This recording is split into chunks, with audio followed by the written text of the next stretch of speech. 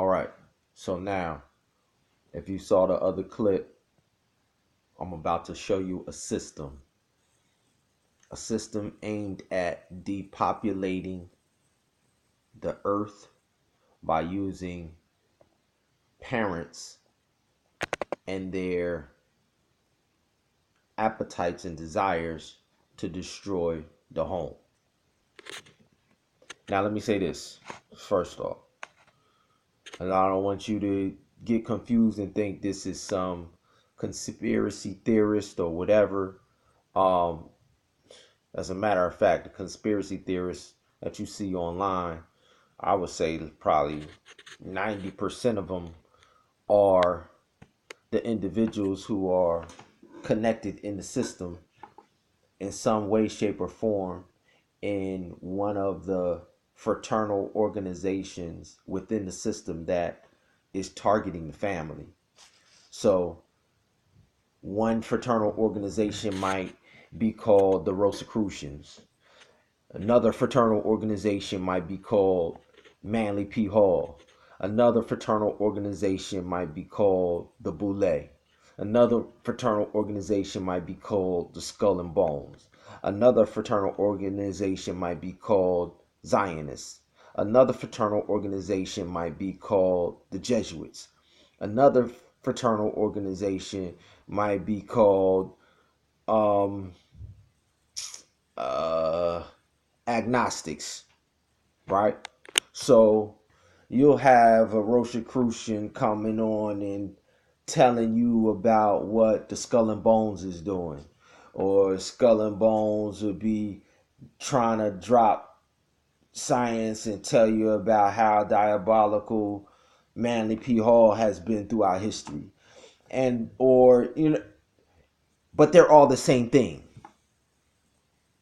They're all in the same exact brotherhood, and they're all just creating diversions because it's so few of them and there's so many of you that the only way they could divide and conquer you is by misdirection. Send you on wild goose chases, chasing after something over here, and then another one will drop some information over here. Like Alex Jones comes out and he's made a career off of exposing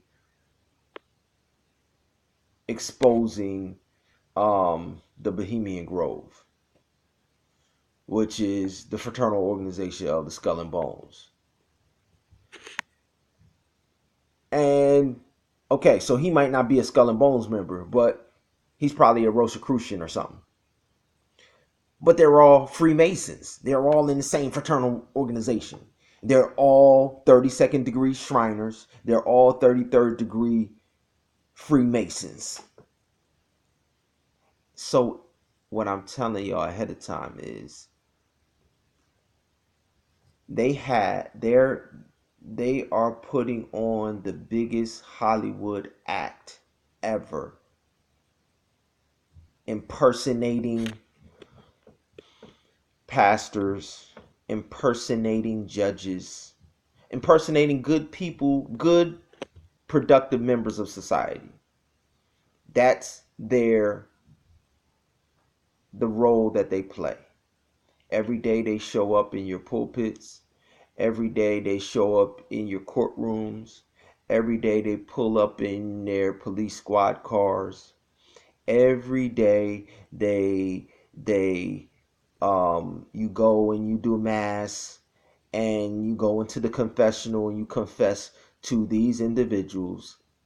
And I'm telling you that in their dark secret brotherhoods, men and women, they all have taken vows to destroy anything that reflects the image of God in the beginning. So, the marriage between a man and a woman that was founded in the beginning has to go.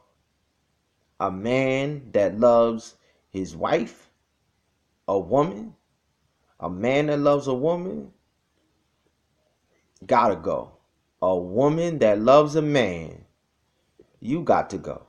And the children that come from that union, a man that loves his woman and a woman that loves a man, training up a child in the way you should go, all of those children have to be destroyed. Now, an effeminate man, oh, you're more than welcome, because they're recreating the image of the counterfeit to whatever God says. All right? So that's this system. And they put it on autopilot by getting the parents to buy into and chase into and invest into this system. And so now they're recreating your children in this new alternative image. Show it to you. But the key goal is to eradicate you all. They've been slowly poisoning you with the food and the education and the drugs and violence, slowly. But their agenda is to speed things up by having you all do the job for them that they had to do slowly. If they get the parents on autopilot to just totally sell out, then their system goes into full effect. Especially when you add the race card.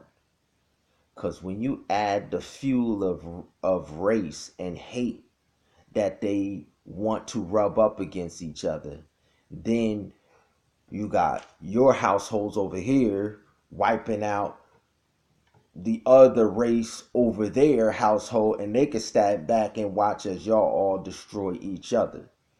But here go one of my Gentile brothers who, and I'm gonna use his information to show you that we not divided, we not conquered over here. All right, we not conquered over here, and we on to the game. So he gonna peep it. He gonna show you the system. Watch it.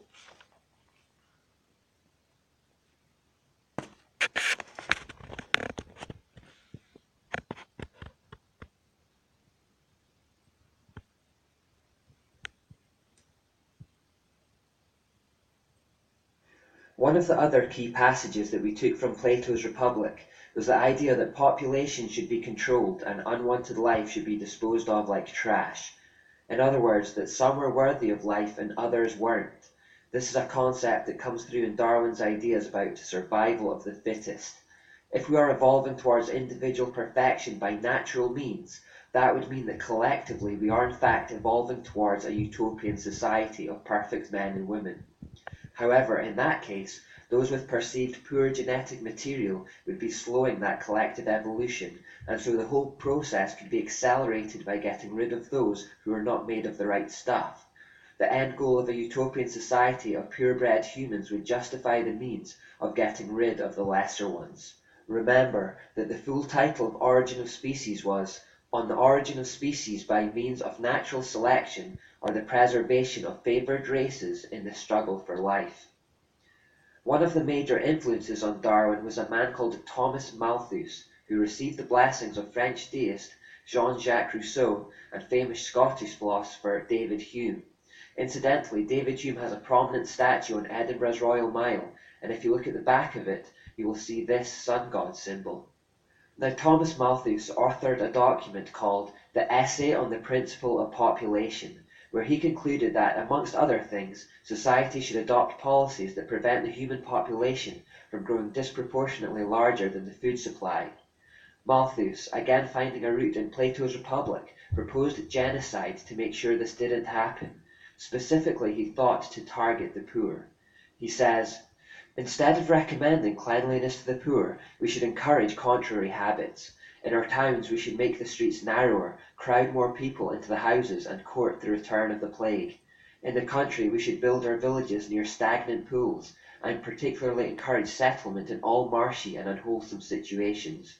But above all, we should reprobate specific remedies for ravaging diseases, and those benevolent but much mistaken men who have thought they were doing a service to mankind by projecting schemes for the total extirpation of particular disorders."